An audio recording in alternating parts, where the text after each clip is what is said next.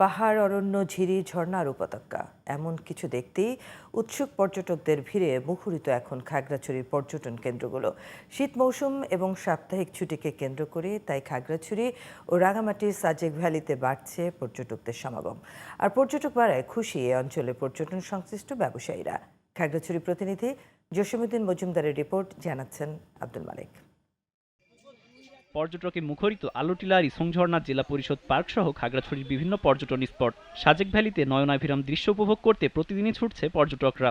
আবহাওয়া ভ্রমণ উপযোগী হয় পর্যটকদের উপস্থিতি বেড়েছে স্থানগুলোতে, তাই পাহাড়ের সৌন্দর্যে মুগ্ধ তারা। কালকে অনেক সুন্দর ভিউ জমছে, আর হঠাৎ সাজেকের রোডগুলো অনেক পরিষ্কার ছিল, হঠাৎ একবারে মেঘে ভরা। প্রচুর ভিজিটর আসে আর কি। তো আমরাও আসছিলাম, শীতের যেহেতু শুরু হয়েছে, এখন ঢাকা থেকে আসছি, ভালো লাগতেছে। ডেভেলপমেন্টের দিকটা যদি চিন্তা করি আর একটু বেটার হলে দেন টুরিস্টরা এসে আরো বেশি স্বাচ্ছন্দ্য বোধ করতো। জায়গাটা অনেক সুন্দর, অনেক অপূর্ব দেখতে একটা দেশ।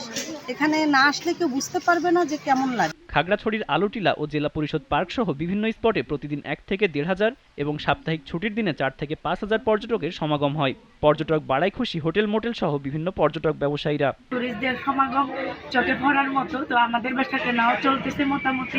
বেচা বিক্রি আগের থেকে অনেক ভালো হচ্ছে। পরিস্থিতি আমাদের অনেক খারাপ গেছে, এখন হচ্ছে আমরা আস্তে আস্তে যে প্রতিকূল পরিস্থিতি কাটিয়ে উঠতেছি। বিভিন্ন সুবিধা আমরা রেখেছি পর্যটকদের জন্য, ওনারা আসবেন এবং আনন্দের সব জায়গায় ঘোরাঘুরি করবেন।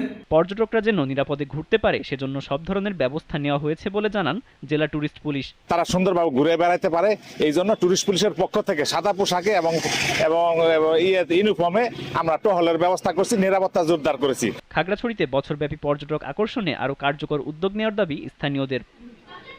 আব্দুল মালেক, জিটিভি নিউজ।